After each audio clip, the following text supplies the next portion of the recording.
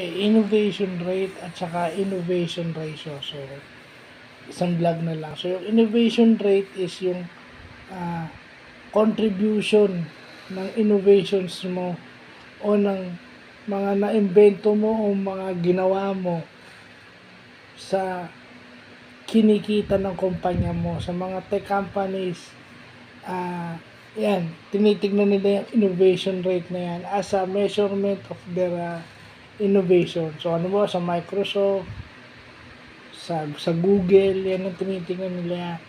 Isabihin, yung innovations ba nila, gaano kalaki yung contribution ng kanilang innovation o yung kanilang mga yung creativity nila, yung mga nagawa nila. Ibig sabihin kasi ng innovation is yung sila yung nagpasimuno.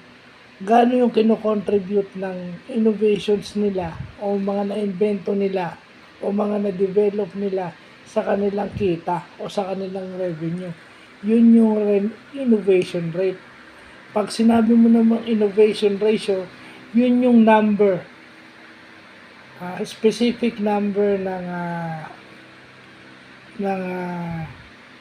innovation sa iyong product range o sa product line. So, ano ba, meron kang product range. So, ilan doon yung na-invento mo ng with originality and with creativity. Kasi ganun yung innovation.